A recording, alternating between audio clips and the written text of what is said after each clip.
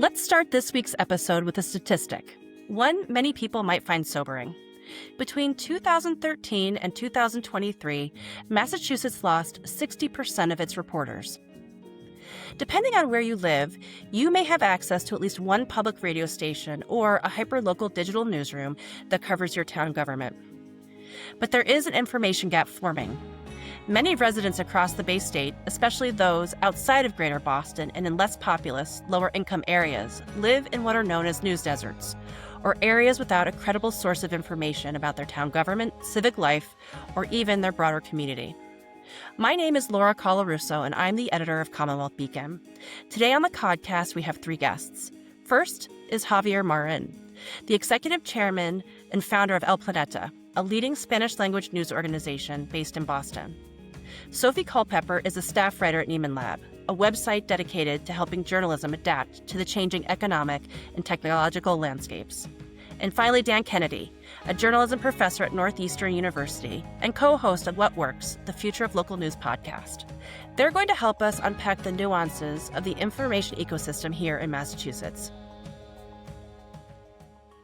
Dan, I want to start with you, and what I'd love to do first is just sort of set the stage.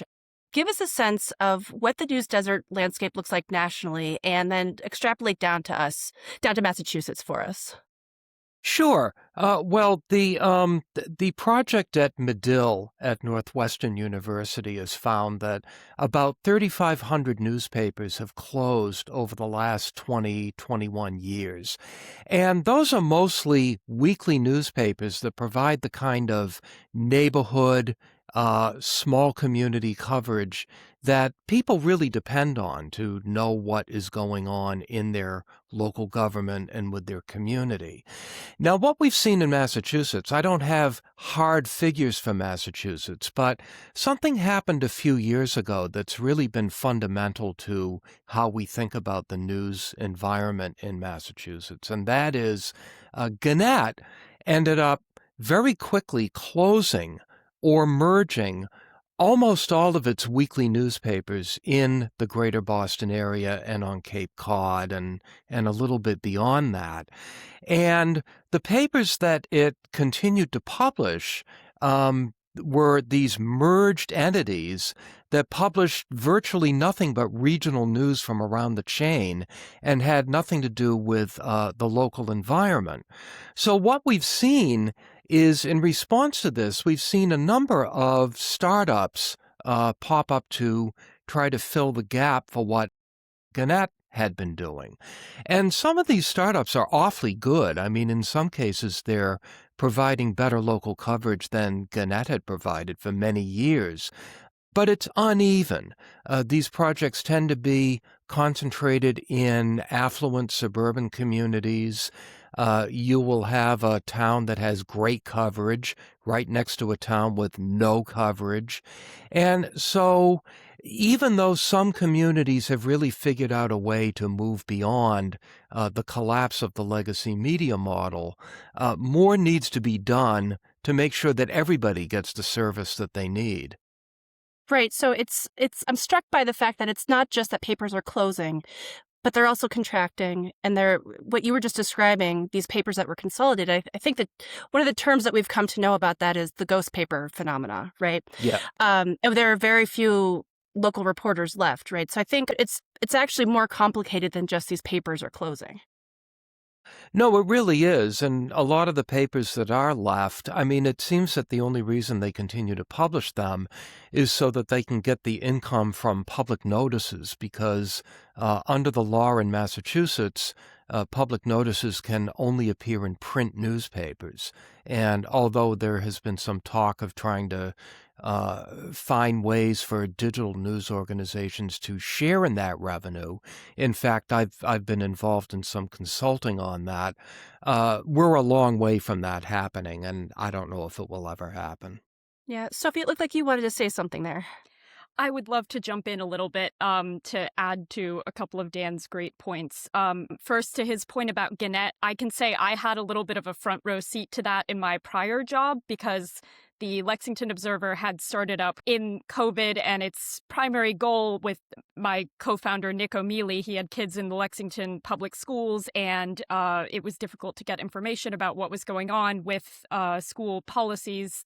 And a lot of parents were in that same boat. So the original idea was that I would be an education reporter, and that was kind of what I signed up for. And I sort of did a slow slide toward becoming general assignment starting in the fall of 21. And I'd started interning there in the spring of 21 and started full-time in the summer after graduating college.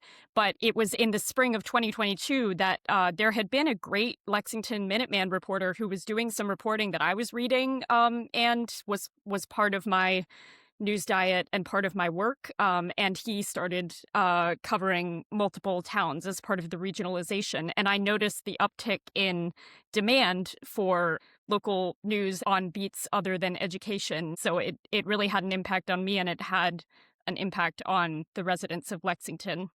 And I also wanted to mention, in addition to Medill's report, which is a super useful resource, I really appreciate a newer resource that I believe started in 2025 called the Local Journalist Index. And out of curiosity, before our conversation, I was looking at the Massachusetts numbers, which I had not looked at closely before.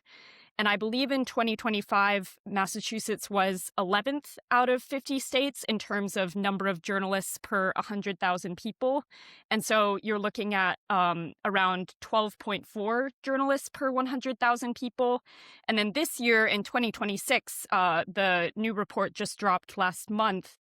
Massachusetts has dropped to 17th out of 50 states. And so now you're looking at around 10.5 journalists per 100,000 people. It's so interesting to me because I have this sense that people don't really think of Massachusetts as a news desert, as having many news deserts, because at least in the eastern part of the state, we have the Globe, we have 2 public media stations that are, they lost their federal funding, but they're still fairly well funded. We have some hyper-locals that are starting to pop up, including the Brookline News, the Newton Beacon, Fig City News in Newton. So Newton actually has 2 local news organizations.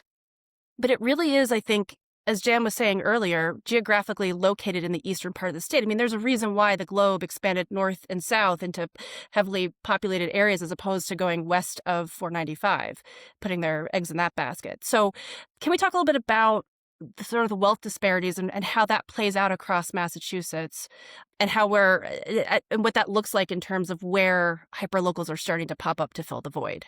Maybe, Dan, I'll throw it to you because it's a cute overview. Well, first of all, a methodological, I hope I pronounced that correctly, observation about the Medill study. They count news deserts as newspapers per county. And that doesn't work in Massachusetts. We don't really have county government in Massachusetts. We need accountability journalism in every single one of the 351 cities and towns that we have. So if you look at the Medill map, it shows that Massachusetts has no news deserts. And hey, we're in great shape.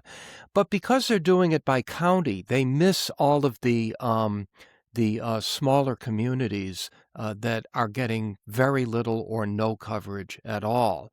Now, when you talk about the disparities, what Ellen Clegg and I found in our research for our book, What Works in Community News, is that rural communities and urban communities of color are probably the hardest nut to crack in terms of needing reliable news in their communities. And if you extrapolate that to Massachusetts, I don't know how rural you could say any of Massachusetts is, but you get outside of 495 in particular, and it tends to be really sparse. And you get into some of the gateway cities, and you get some like New Bedford, which has world-class news coverage thanks to the nonprofit New Bedford Light. But some of the other gateway cities tend to have very little coverage. We have, we've got El Planeta with us today, which does a wonderful job of covering the Latino community. The Bay State Banner does a terrific job of covering the Black community, and they're expanding, and they are adding a nonprofit arm designed to support journalism not just at the Bay State Banner, but at other Black-oriented publications as well. So there are things going on, but as I mentioned earlier, really the affluent suburbs is where the problem really seems to be being solved the fastest, and we really need solutions for other communities as well.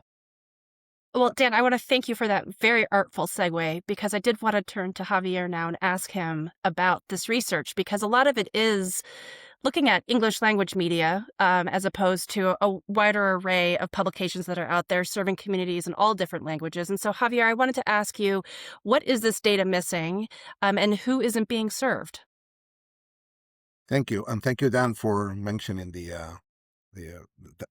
gap that is not being considered in this type of research. The fact of the dismantling, because I wouldn't say the reduction of journalists in Massachusetts. There has been a dismantling of newsrooms in the Hispanic audience in Massachusetts. For example, Univision newsroom was closed. And there is only one newsroom on TV, which is Telemundo, and is an English-speaking journalist mostly, and they just translate what they have, the perspective of NBC, to translate it into Spanish. So there's very few talents and journalists in Hispanic. That has created an important gap that El Planeta has covered with our digital infrastructure that has been renovated, and at the same time, some editorial partnerships with other outlets like BUR, like Mass Live, BBJ, Boston Business Journal. And the way we have structured this editorial partnership that started a long time ago with only translation of content that could resonate to our audience into we pitching stories to them and do some work together on the streets of Massachusetts. Because remember, Massachusetts has about 12 zip codes where Spanish-speaking residents represents more than 50% of the population. So now, because of the whole diversity and inclusion prohibition in this country, we call it, instead of Latino media, Spanish-speaking media. And because it's a different language, there is a Spanish-speaking America, there is a Spanish-speaking advertising market. And so that has, in Massachusetts, has, let's say, been used by the growth of El Planeta traffic and the growth of El Planeta business. So I don't know if that answers your question, but the reality is that we are suffering the same reduction of journalism, professional journalism applied in our streets in the Spanish-speaking in Massachusetts. We're trying to cope that with resources from other local news, startups and traditional local news. Finally, the media spectrum is not looking at us as competitors. They're looking at us as partners, and because there is an emergency, and that all exploded during COVID, and now finally it is working after COVID.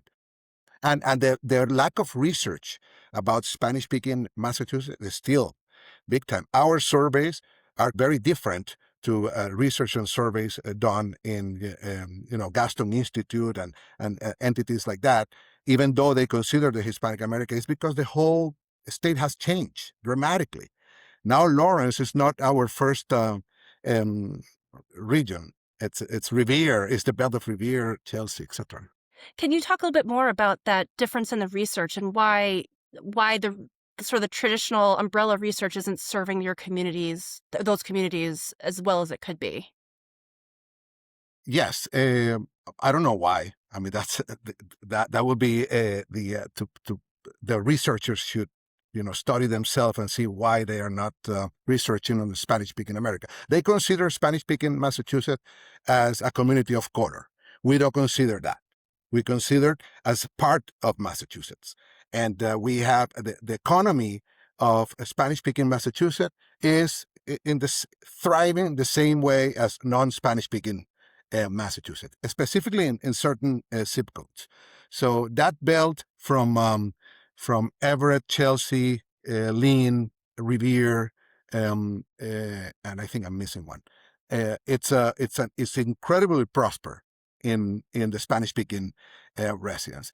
The research that we have seen in terms of media outlet, what I read in Nieman lab, are not taking into consideration Spanish-speaking as part of the state. They're taken as minority and as a community of color. It shouldn't be that way. We should be sitting. I remember the old times of Marty Baron in the Boston Globe. I used to be invited to the editorial meetings every now and then, every month, so we could be aware of what main journalism world is studying. That didn't happen. That doesn't happen anymore. Only in cases of emergency, like COVID, like ICE, etc. It seems like a lot of the research out there is just kind of starting to get at different parts of this, whether it's like thinking about how different communities are affected by news deserts or like even the financial impacts of news deserts. I was very interested in this report from 2020 that noted that, following a newspaper closure, municipal borrowing costs actually increase by a certain number of basis points, right? And so, different municipalities, as they go out to just bond their projects, wind up paying more when there isn't a newspaper in their vicinity because for a variety of reasons that the researchers get into. So I really definitely want to talk about the cost of news deserts. Sophie, you do a lot of work on this, so I just want you to start us off here to talk about, broadly speaking, what are we starting to learn about the cost of news deserts?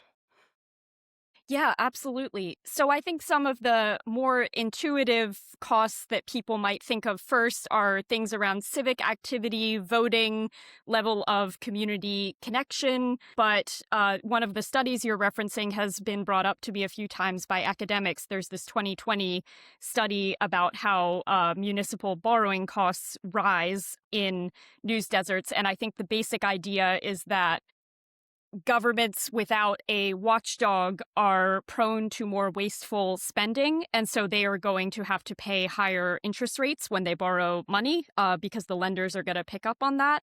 And so it was an average of, I think, $650,000 more that these governments in news deserts were paying per loan. That was what the 2020 study found.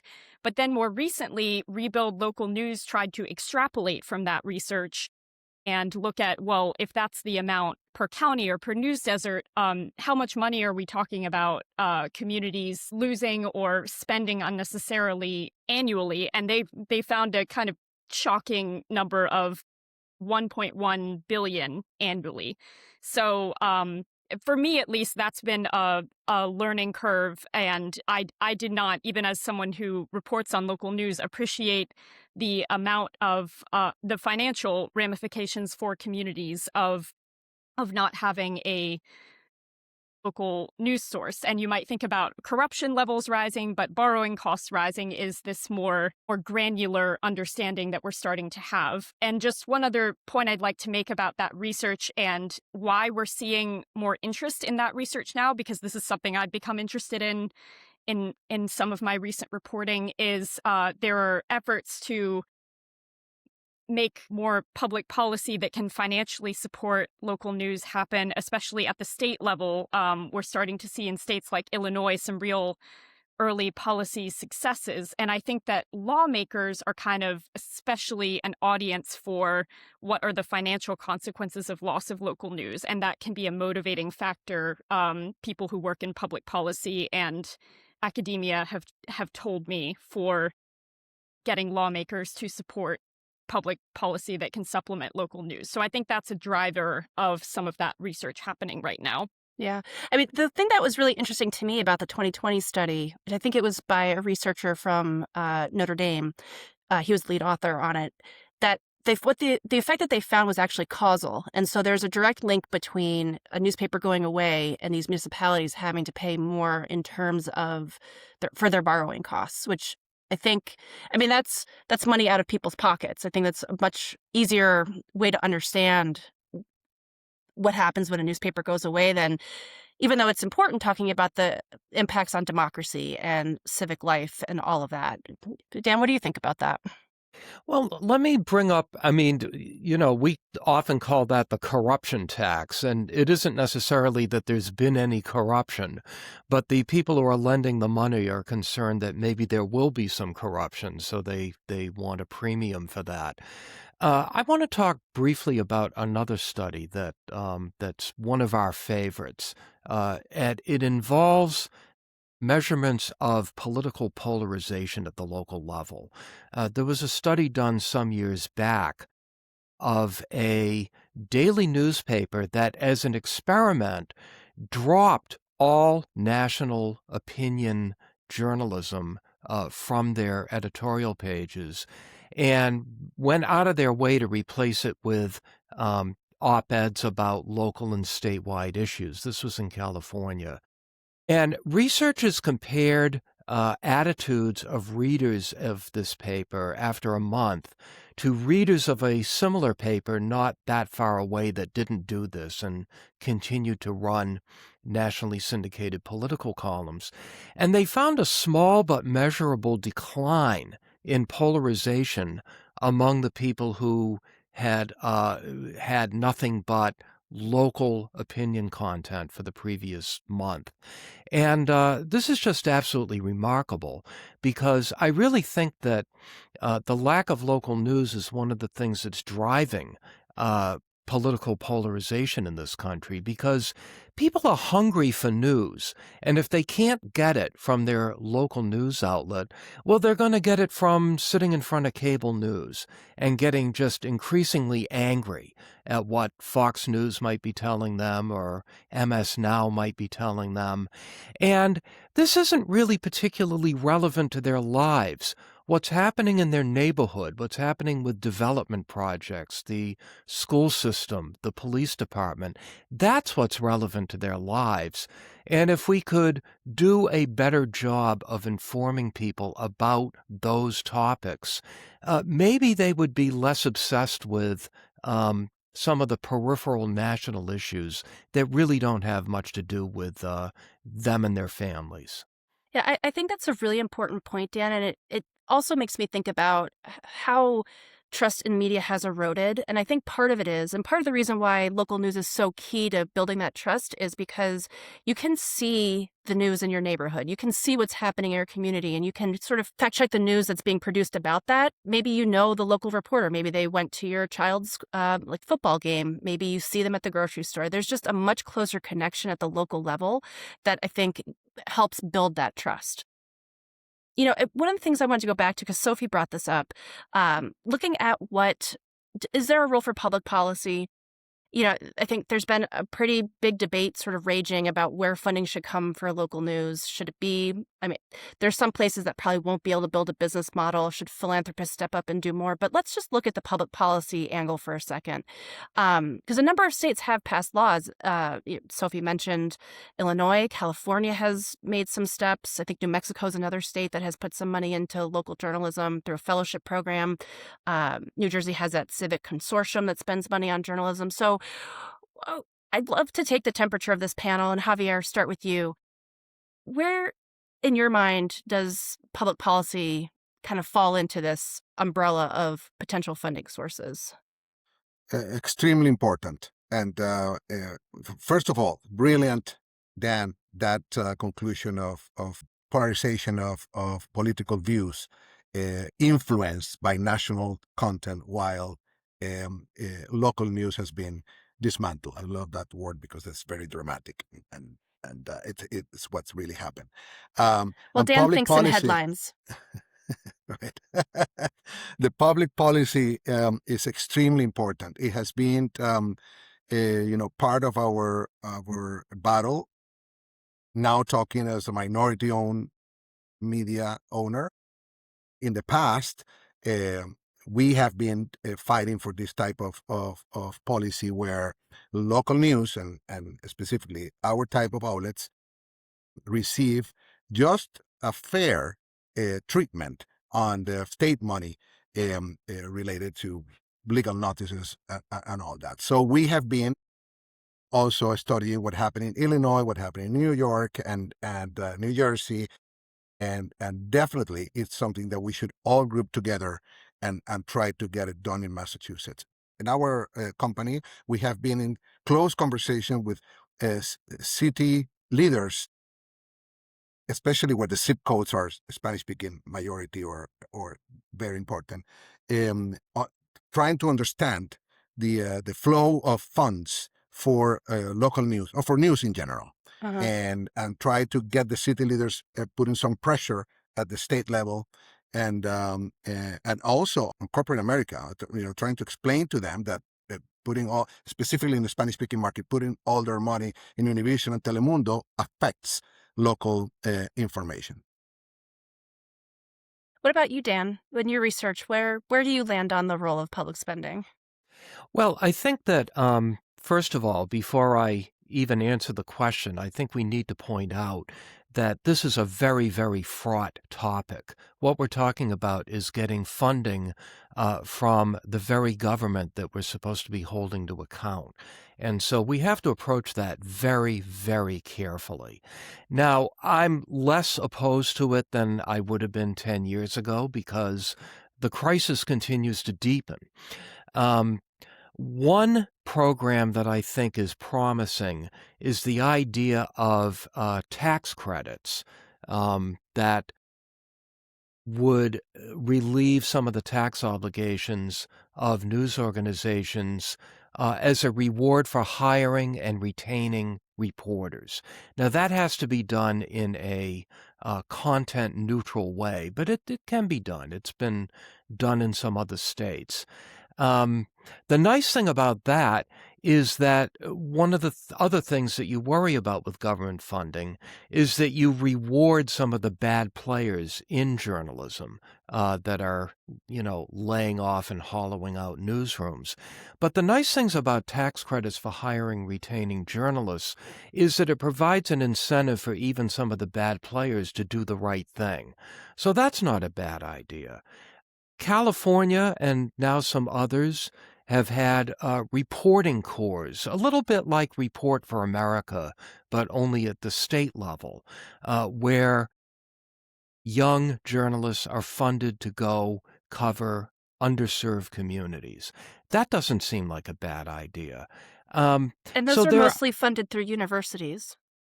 They Right. are, Yeah. well, the university is the pass-through for the money, Mhm. yes. And it makes sense that these be done by public universities, as much as it pains me to say that, given that Northeastern is a private institution.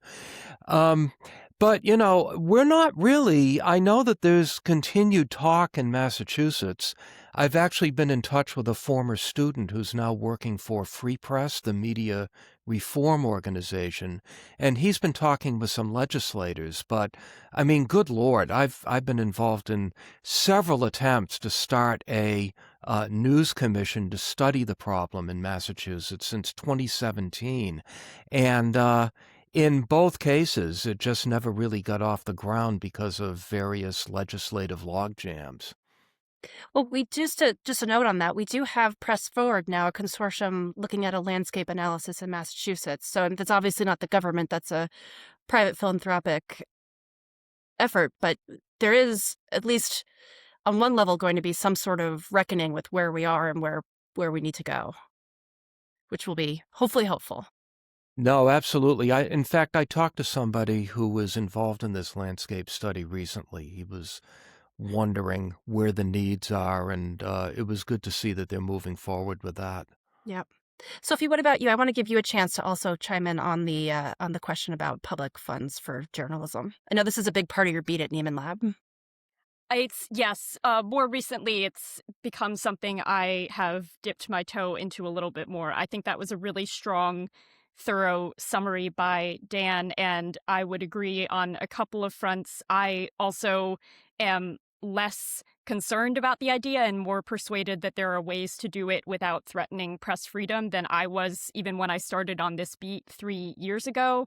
I also second that the employment tax credit model is one of the most exciting examples to me. And this Illinois law that we've referenced a couple of times is an example of that. And one thing I admire about the early data that's come out of that law is it seems to have reached both rural and urban newsrooms, and that bridging that divide and public policy that can bridge that divide, I think, is really important.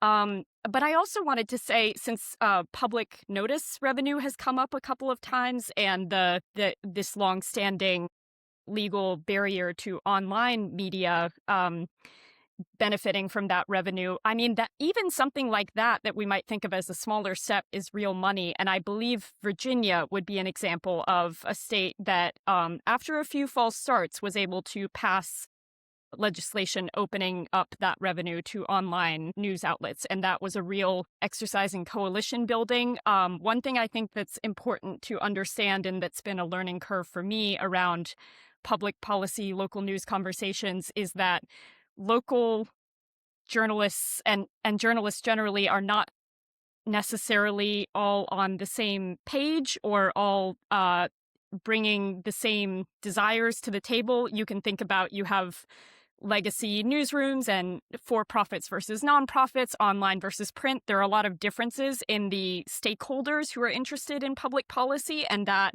I think, can contribute to an already, as Dan said, logjam prone process, which is public policy. So I think that's one of the challenges to keep in mind with making public policy a reality. I want to bring up a warning sign about public notices.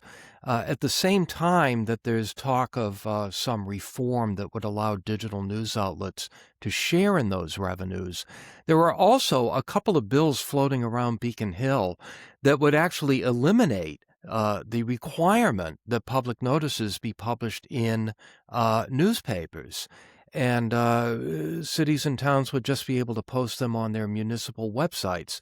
I actually wrote a commentary about this for CommonWealth Beacon recently. This would be a disaster for government transparency.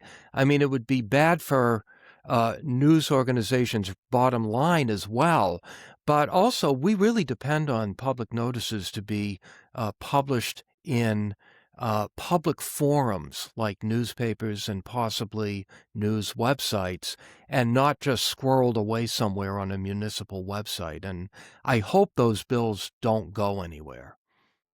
Yeah, I just wanted to add to this that actually a few years ago at this point, I wrote a piece for the State of Local News initiative out of Medill about small organizations that were really hoping that some of these bills would pass to help give them some level of support from the governments, the state governments where they were. And I profiled this one small organization. Is called Identidad Latino, and they the point that they made to me was just how even a little bit of money would help them bridge the gap. I mean, it really is sort of like a paycheck to paycheck situation for some of these organizations, and even like $10,000 a month would sort of help them just be stable enough to keep the lights on. And I think that's kind of a bit of a segue too. We have two founders here.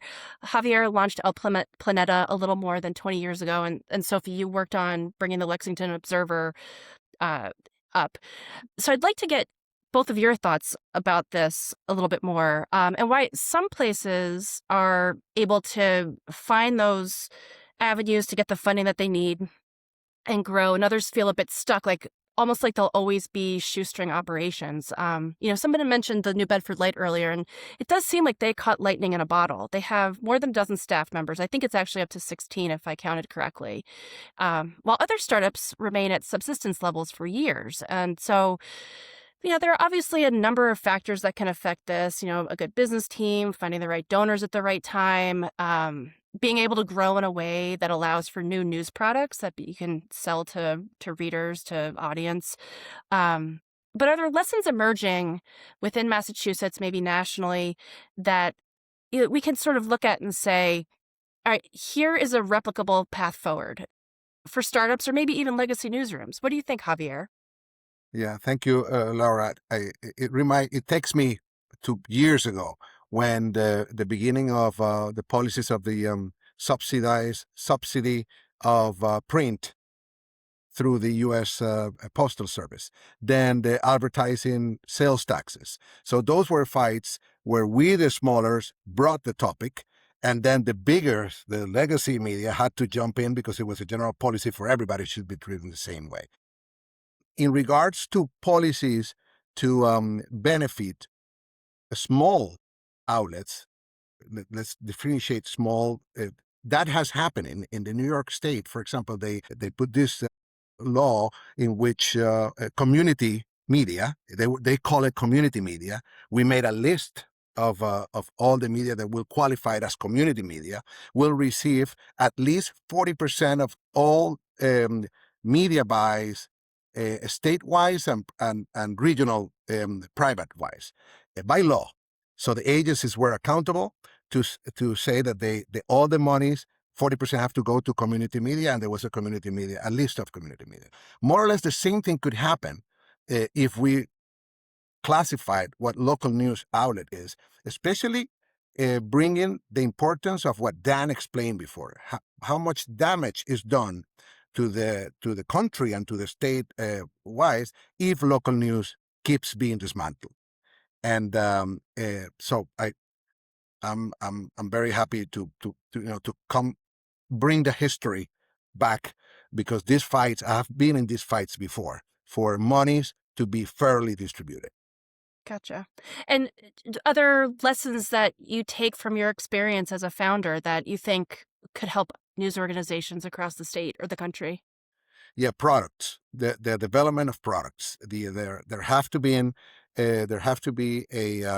mean, we realize now that the authority that we represented in the past, it's not impacting the same way now, because our audience has changed the way they read our news and the way they approach us. So authenticity now is as important as authority.